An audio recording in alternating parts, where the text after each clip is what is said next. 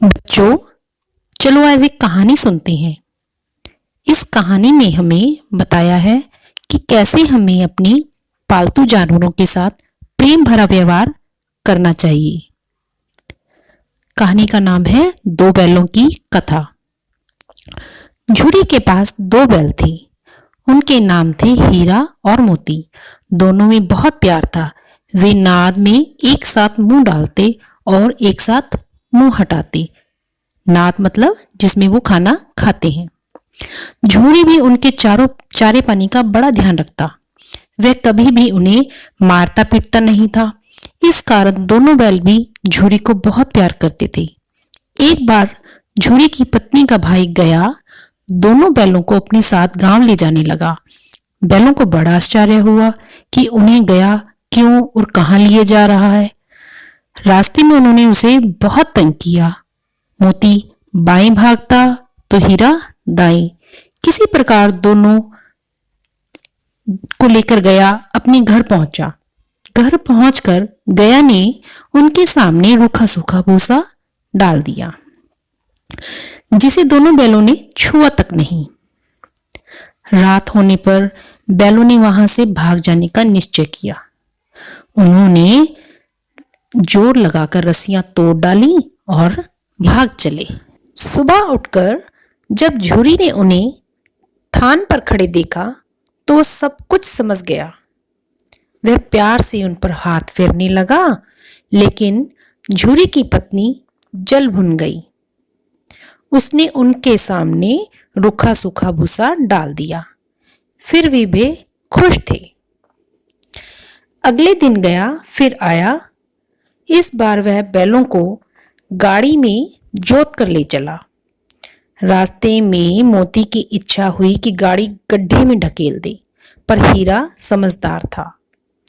उसने गाड़ी संभाल ली और वे जैसे तैसे गया के घर पहुंचे।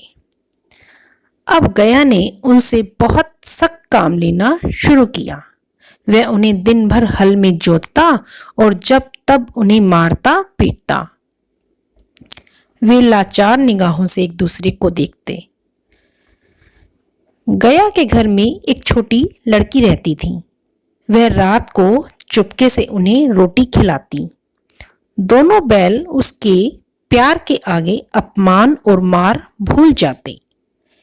एक दिन मोती रस्सी तोड़ने का प्रयास कर रहा था कि वह लड़की वहां आई और उसने दोनों बैलों को खोल दिया। दोनों वहां से भाग निकले। थोड़ी देर बाद जब गया को पता चला तो वह भी उनके पीछे पीछे दौड़ा, पर उन्हें पकड़ न सका। अब हीरा और मोती दोनों आजाद थे। रास्ते में उन्हें एक सांड मिला। वह उनकी ओर लपका तो हीरा और मोती के होश उड़ गए। भागना बेकार था, इसलिए दोनों ने साहस से काम लिया। सांड ने जब हीरा पर वार किया तब मोती ने उस पर पीछे से सींगों से चोट की।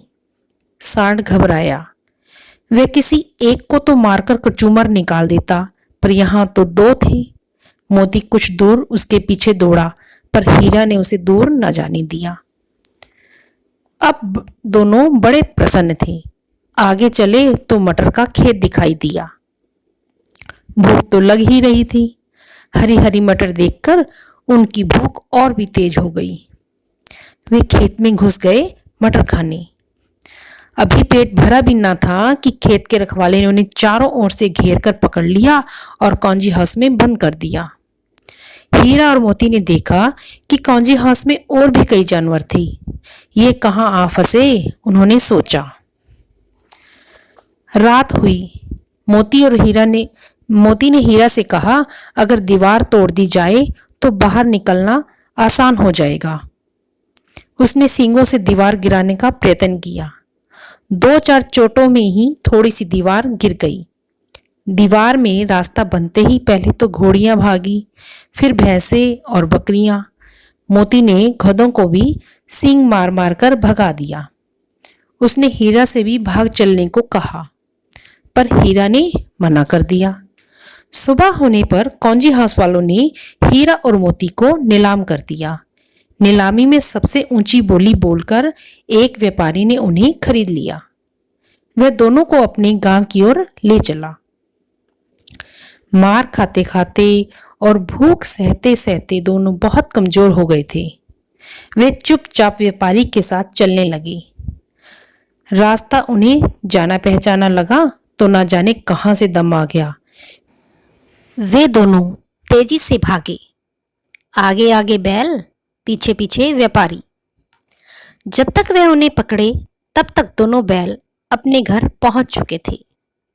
बैलों को वापस देखकर झूरी को बहुत खुशी हुई। वह उनसे लिपट गया।